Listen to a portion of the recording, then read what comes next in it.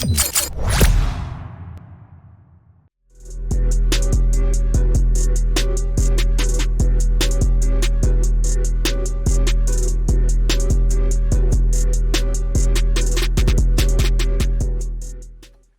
and welcome to another episode of the 3-on-3 Hoops Pod, where we talk all things 3-on-3 basketball and uncover all the benefits of playing in a local 3-on-3 basketball league.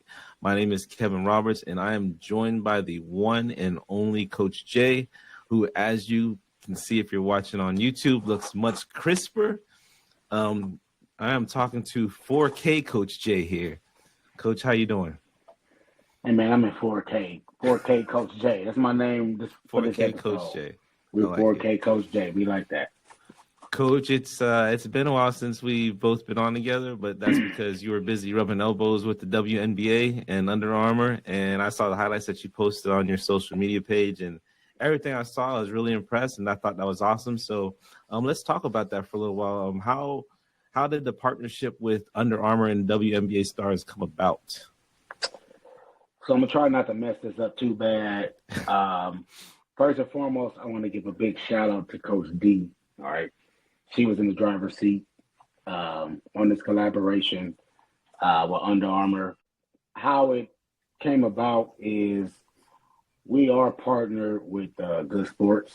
They provide us with our sporting equipment, basketball, whistles, uniforms, etc. Shout out Good Sports. Our last 3-on-3 league, we were able to make uniforms for the players because of the Good Sports donation. So shout out to them. But yeah, Good Sports reached out to us. Shout out Shelby of Good Sports, because that's our contact person. He reached out to us, let us know that, the Under Armour people, they wanted to do a local, event at the All-Star Weekend, Phoenix, that weekend. And they were looking for, a local nonprofit program that can provide them with a certain amount of girls. We actually collaborated with another local organization here in Phoenix. They brought a handful of girls. We brought a handful of girls. And, we went out there and we did the thing, man. It was a beautiful, beautiful event. It lasted hours. I was really exhausted. It was like a day of work. It really was. Well, it's never work when you're having fun, though, right? No. It is, but when you get home at the end of the day, you're like, dang, we did a whole lot. Your body tells you, but it was all worth it, man. Doing something like this, with Under Armour and the good people at Good Sports, these type of events, this was always something that we had in mind, to participate in these type of, brand collaborations with these larger brands. To build up our personal brand as well as, get the exposure for 3-on-3 basketball. So yeah, it was great, man. Hopefully, we can all come back to the table sometime soon and work out some other type of agreement. Awesome. So walk us through the event itself. So this was during, was it WNBA All-Star? WNBA right? All-Star weekend. It was that Friday. The game was on Saturday. What kind of activities did you have planned for your players? Man, and that's the thing. They already had the itinerary already set up. We just had to show up, show our face, take photo ops, rub elbows, be there to talk. But let me walk it down, man. It was a lot. We met up in front of the Welcome to the W sign for a little photo op, took some pictures with the big group. Our rep showed up from Under Armour Good Sports. It started with the girls going to the back to do an unboxing session with Marina Mabry. She plays for Connecticut Sun. She came out. She's an Under Armour athlete, and she did the unboxing with the girls. They opened up a huge, huge box with, all type of swags, backpacks, gift bags, shoes, you name it. Everything was in the bag. After that, they all came out in their uniform. They went in one way. They came out in their all black See Me shirts, Under Armour shorts. They all had their fresh new kicks and socks on, and they did a red carpet walk, which was very, very cool, very, very fresh. They loved it. The energy was exciting. From that point, I'm especially happy because my daughters were a part of the event, man. They're very, very green when it comes to basketball. And just to, have them a part of something like this at the start of their, basketball experience, hopefully this is something that'll kind of, push them towards wanting to do it, Nice. Nice. But after the red carpet, we went out and we had the surprise guest, Kelsey Plum. She came out and did the skills clinic with the kids, as well as some of the Phoenix Mercury staff, like the coach was out there, some of the assistants. We were out there for about 45 minutes, doing drills, skills, shooting shots, doing warm-ups, things like that. After that, we ended up going to the Google Pixel space. And we did a segment there where the girls got more gifts, took more pictures. And then from there, we ended the night at the WNBA Skills Challenge, man, the Skills Challenge and three-point competition. So it was definitely a full day of activity. So as I told you off the air, extremely upset that we are not interviewing Kelsey Plum right now on this podcast. As you might know, she is the USA 3x3 basketball champion at I know they won the gold medal at the Olympics, and the first year that 3x3 was introduced to the Olympics. So that just seems like a prime candidate of somebody we should be interviewing. But maybe next time. It's not a foregone conclusion that we've lost her. Like I said, I gave her a shirt. Kelsey, if you're out there, or even if it's not you, one of your representatives, your manager, somebody. Oh, no, I want Kelsey out here. Just have the shirt on. No, I want them to wear the shirt. But yeah, Kelsey, I definitely want you on the show. Of course, I'm just messing with you. Kelsey, we want you on the show. He's joking, but I'm not. So what was the most memorable moment of the day for you? Just that first part, that unboxing and that red carpet walk, man. That was that's something. It was like Christmas, man. It was like Christmas. Yeah. I didn't expect that. They said that they were gonna get stuff, but I'm talking about it was a huge box. Like we had to, at the end of the day, we had to bring our car around and have like some Under Armour representatives help us like haul some of the stuff out of there. It was so much. So that was, we got a ton of Under Armour swag. That was probably the most memorable and the best part. And then, just being out on that floor, man, in center stage, everybody's watching. Everybody at the convention was watching because, we were right in the middle of the convention center. DJ was there. It was a DJ loud, people on the microphone, the WNBA stars were there. So, it was our chance to kind of like be like in the middle of a field. Not even a field, but like in the middle of a WNBA arena and having all eyes on us for about 30 minutes. So the whole experience was great, man. I hope we can do something like that again for sure. That's cool, man. So and of course I saw you guys did some, they had the girls doing some drills out there, some, basketball work. What kind of drills did the girls do? It started with a warm-up. They did some ball handling drills. Some of the drills were complex, man. I even told them, like, hey, I probably couldn't even do that.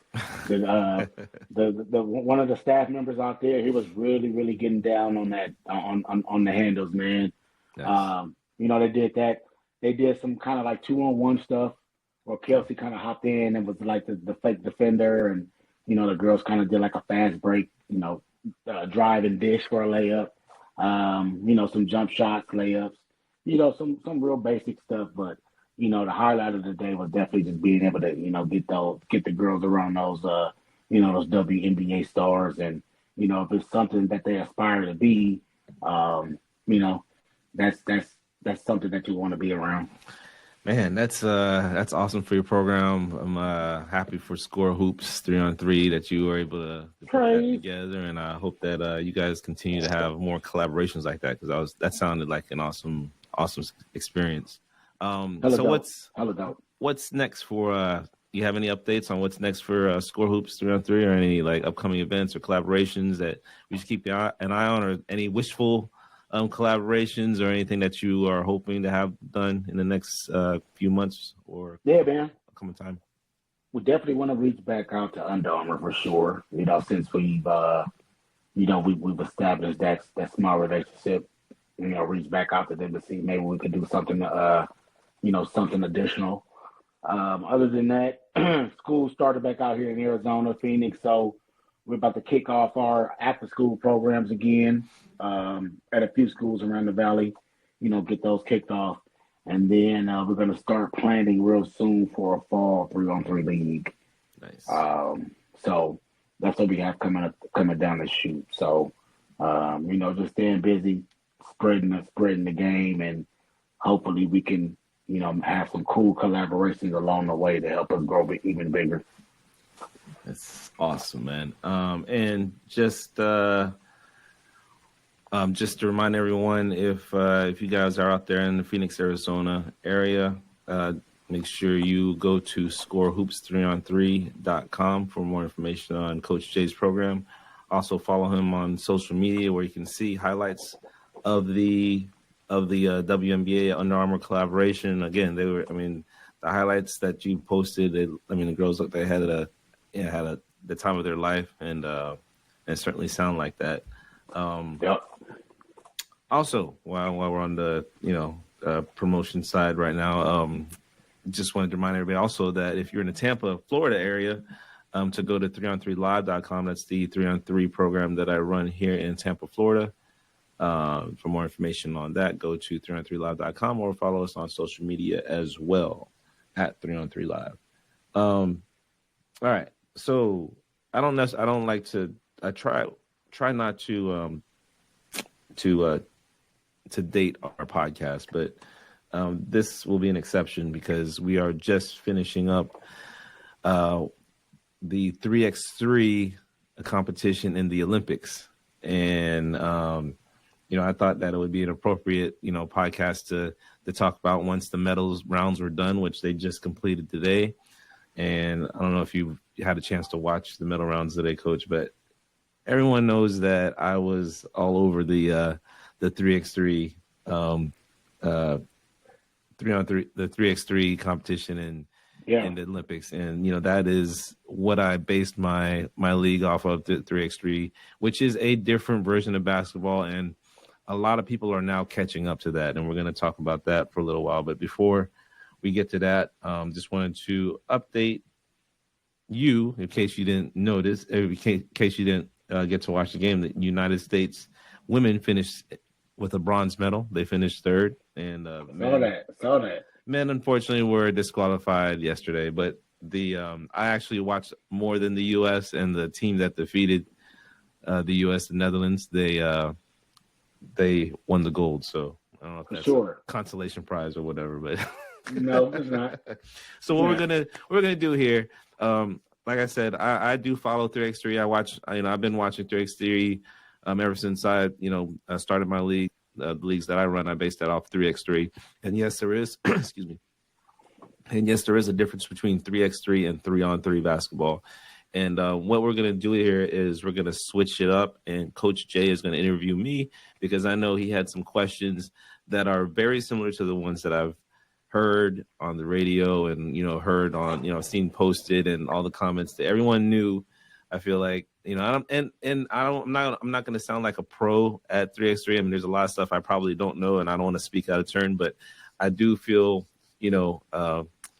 educated on the game enough that I can, answer questions, some common questions that, you and the rest of the people out there, whoever's listening to this podcast, might not understand, or maybe they just watch 3x3 in the Olympics and they have some questions, and I'm pretty sure you have the same. So I'm going to let Coach take over, and he's going to interview me. I'm going to just answer the questions best I can. I mean, I just want to first start. I just want to first know why does the men struggle so bad, man? What's that about? All right. So, and I know, I know that this is going to sound like an excuse fest, and it's not meant to be, but and this is the reason why I wanted to do the podcast, because of all the struggling. And I know they played bad, but it goes to show how far the U.S. is, how far we are from the other countries as far as 3x3 goes. Yes, we have the best basketball athletes in the world, but 3x3 is played at a different pace, and the way that they select a team is not the same as you would select a team for the 5-on-5. Right. FIBA runs 3x3, and that's what was adopted by the Olympics. So every team that's in there is selected by a committee, right? And I don't know exactly who's on that committee for the U.S., but I do know Fran Fraschilla is one of the coaches, and it is a very detailed process, and there's a number of qualifiers that you have to go through to even be considered for the team. So the team is selected by committee, and you have to play in an X number of FIBA endorsed events, which is and that's the main reason why you'll never see, or probably will never see, NBA players, NBA players, because of the physicality and the timing of some of the events. Because go ahead. Yeah. That leads me to my next question. You mentioned the key word, because I've been hearing this, and you can kind of see it. Is 3x3 basketball more physical than the traditional 5v5 game? Oh yeah, definitely more physical. And well, besides the extremely fast pace of the game, which is the first thing that you'll notice when you turn on the game, or if you watch any of the Olympics. So the first thing that you notice is that it's an extremely fast game. The second thing that you notice almost immediately is how physical the game is, and the refs they definitely let a lot of fouls go. Yeah. And nobody fouls out. So these are things to consider. Nobody fouls out. But team fouls, they count. The team foul count is crucial. That's what happened with the U.S. women's team when they played Spain in the semifinal game. So I don't know if you watched it or not, but they got to 17 fouls early. And so how 3x3 works, FIBA 3x3 works, is 17 fouls, you get two shots, okay, after the 17 foul. When you get to 10 team fouls, you get 2 shots and the ball. Yeah, so that was, a big thing. But another thing to consider in regards to just how the game is called, by the refs is, 3x3 was born in on the streets. And when FIBA made it into an official professional sport, they didn't want to keep as much of the street nature and vibe, with the game as possible. So like, obviously you have to call the fouls, but it's not that the refs are ignoring the calls. They're just they're reffing more like the refs in 90s NBA, which is around the time that, that was formed. But during all the games, they have the music playing, and the game is mostly played outside. They have some tournaments in the U.S. for U18, U19 that are played in indoor gyms, but for the most part, even in the Olympics, these games are played outside, and that's done intentionally to keep kind of the street nature. And to that point, it's always going to be, the refs. It's just reffed a different way.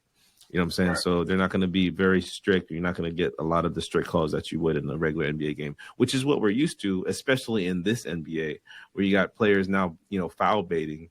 And, one of my favorite players, Joel Embiid, that's why he gets booed at the Olympics, because even in international play, he's trying to foul. I don't know if you saw the video of him trying to foul bait during the scrimmage that they had, the inter squad scrimmage they had. So like even during practice, he's trying to, but that's just how this generation is. Yeah. So yeah, for sure.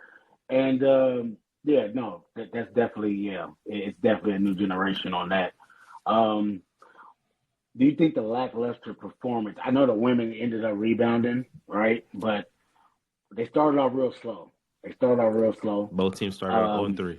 Yeah, exactly. They were able to right the ship and at least get the bronze, right? They didn't gold medal, but they got a medal. So do you think the overall lackluster performance of both teams, do you think that will hinder the growth and interest in 3x3 in the USA. 3x3, 3-on-3. No, not for either of it. 3x3, 3-on-3, and I don't think so because it's being talked about. I mean, so yeah, I do think that this was the quote unquote turning point for at least for the men's side for US in 3x3.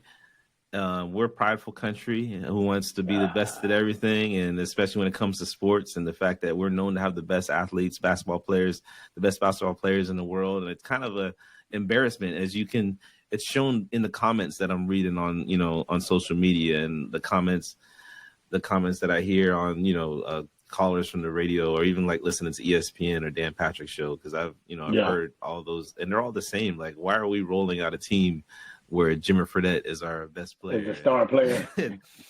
And like, no, I mean, nothing against Jimmer Fredette, but, and to anyone listening, during this time of the podcast, Jimmer Fredette is actually the number one 3x3 player, number one ranked 3x3 player in the world.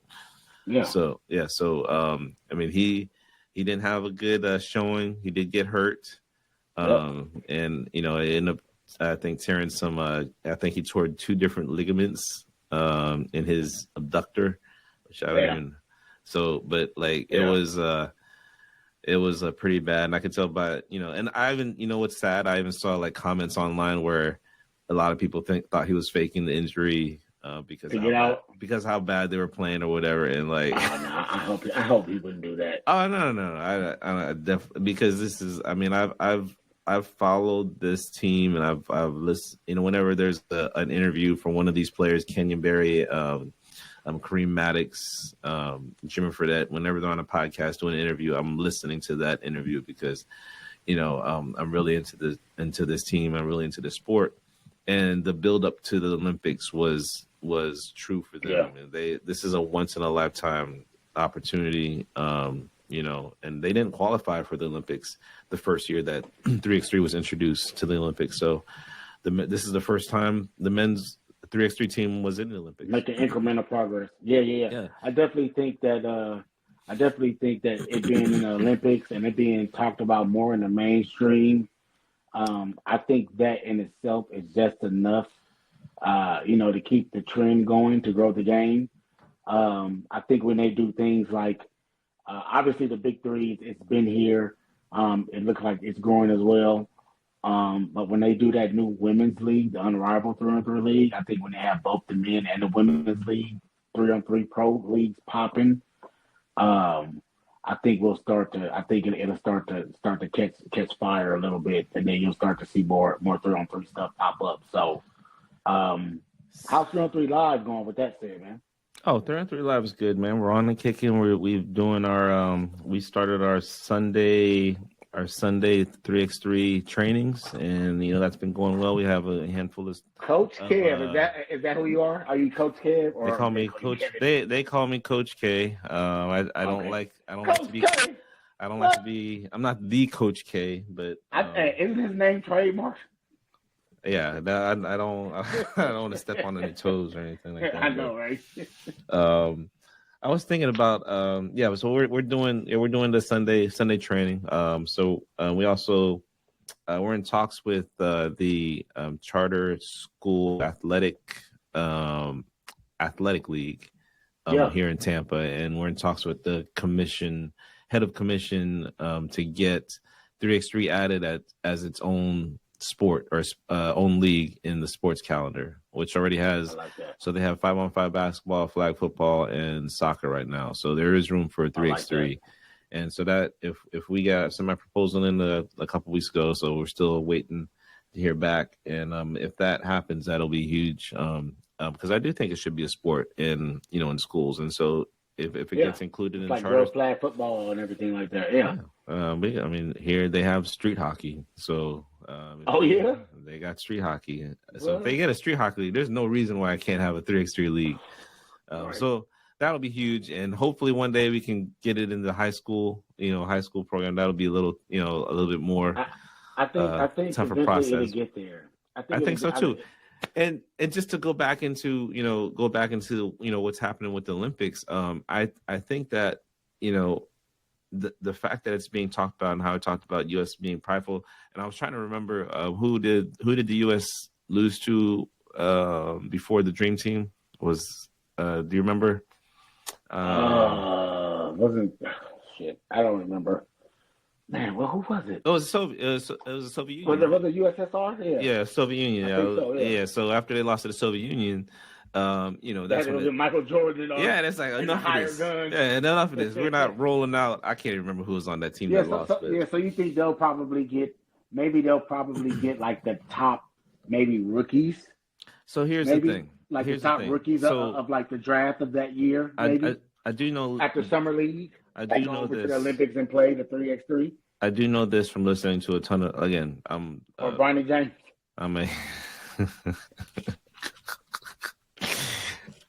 Maybe. Yeah, hey, maybe. if he joins, they're gonna watch it. That's what I'm trying to say now. What was I gonna say? So just from listening to podcasts, from interviews with Fran Fraschilla, and who's one of the people who on that commission who select Team USA for 3x3. I do know that he's constantly trying to recruit players. He recruited Jimmer Fredette, and of course NBA players. Since with the physicality of the game, you're not going to get a lot of NBA players, and especially the timing of the season also. So it's just way too physical. Where NBAs are, they're going to risk their careers because they do allow a lot of stuff that NBA players aren't used to. Just imagine the old Bulls and Knicks battles. Detroit Pistons. Yeah, and Pacers and Knicks. So imagine those, but that's how it is. That's how it is. It seems like with 3x3. Yeah. So that's just not. I don't think you're gonna get any current NBA players. You may get some former NBA players, but and I did want to get into this a little bit. 3x3 is so different than traditional 3-on-3, because of the pace for the most part. The pace is just so much faster. There's no check ball, after a made basket. After a made basket, the ball goes through the rim. The other team gets the ball and it stays in play. They clear the ball from the outside, and it's just the pace is just super fast. And so when people are complaining about I've seen the comments, wondering why we can't get the big three players, the big three players to play 3x3. A lot of them can't play, because these are like a lot of older guys that, they don't want to run as much, so after a basket, the game is kind of slowed down for them and they can. Yeah, they're going to have to get college all-stars. They're going to have to get college all-star G League type players. Yeah, so that's the next tier. That's correct. The next tier. Yeah, and I still think you can't get major league players, so you got to get AAA players. I do think there are some former players that can play 3x3. It's just a matter of fact. It's just a matter if they want to or not. Because again, you have to play an X number of FIBA endorsed events to even be considered, and then you go through a whole training camp, a whole tryout, and all that stuff. So they didn't just pick whoever said they were going to play. They did go through a process. Kareem Maddox, who a lot of people probably don't know, he's best known for his days in at Princeton. I think in 2011, 2010, somewhere around there. But Kareem Maddox is actually one of the vets on the men's 3x3 team, and he is, he's probably, I think he's played like 8 or 9 years. I read something like that, and he has a lot of experience. He's in his mid 30s. Jimmer Fredette is 32, 31, something like that, and the other two members, you got Kenyon Berry and Dylan Travis. They're well into their 30s also, and they're one of the older teams in this tournament in 3x3, but they're still babies compared to how the rest of the world is. I mean, the team that knocked the U.S. out was the Netherlands, and they have probably one of the most exciting players in the league, in Worthy de Jong, if I say his name right, Worthy de Jong. Yeah. But I think he's kind of the essence of 3x3 right now. He's the player that if you wanted to get an idea of what 3x3 is like, you would watch the it. First pick of the draft. If you had a 3x3 FIBA draft, he'd be pick number one. I don't know if he'd be pick number one, but he'd definitely be the the most popular watch. He's I'm trying to think of an NBA, NBA comp. It's hard because they're, the styles are different, but it's just somebody who's like just very exciting to watch. You know what I'm saying? So for sure. I do think that now for the women, you will see WNBA players in there because, the timing of their season and stuff like that, and they're able to play in more FIBA sanctioned events. And so I think on this current team, you had De'Erica Hambley. I think she plays with the Sparks, and Ryan Howard from the Atlanta Dream. She was their best player. And of course, my girl Haley Van Lith, who's not in WNBA, but she will be. I think I want to say De'Erica Hamby. She replaced Los Angeles Sparks. Yeah, she replaced Cameron Brink. Cameron Brink was supposed to be on the team, and another Los Angeles Spark. Yeah, Cameron Brink was actually. I mean, she was balling. She was one of my favorite players to watch in 3x3. So. ACL. Yep. So you will have you'll see a continued growth in for the women's side at least in 3x3 basketball. And I'm upset that Caitlin Clark wasn't on this team. She would have been perfect. That would have been the most watched event, I think, and all the American sports if she was on. It would have been. Yeah. She would have. Yeah. It would have been. Also, sure. The fact that the Olympics is in Los Angeles, next go around. So, we're not going to roll out. We're not going to be embarrassed in basketball when the Olympics is in our backyard. Not in the USA, no. Yeah. So I do think that this is a turning point for the U.S., just similar to the way it was for U.S. when they lost to Soviet Union in 5-on-5. So, I don't know if we're going to have a dream team. But I think we need to, and you and I need to put our dream teams together again. Did you hear or see the article? I saw an article that Ice Cube, he wanted to challenge the whoever won the gold medal in 3x3. No, I didn't see that. So he wants the 3x3 gold medalist team to challenge the Big Three champion. To play an all-star team of the Big Three. Oh, he put that out there. So that'd be dope. That would be dope. Yeah, but it depends on what they're playing. So this is where, again, I don't know. Are they going to play basketball? Are they going to play 3x3 or are they playing 3x3? It's totally different, man. It is totally different. But okay, well you can do it to where you got to pick one. Meet in the middle. You can meet in the middle. Well, he's going to have to play 3x3.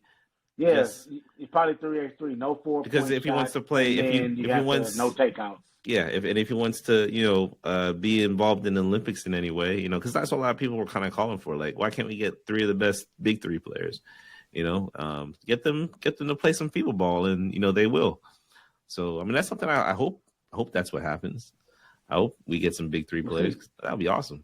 I'd love to see my boy Jeff Teague playing a little 3x3. Jeff Teague will be way too old by that time, man. Hey, man, I'm telling you, these NBA players, if it's half court, I mean, it is a lot faster pace. But if we get some former NBA players in there, they are still the best basketball players in the world.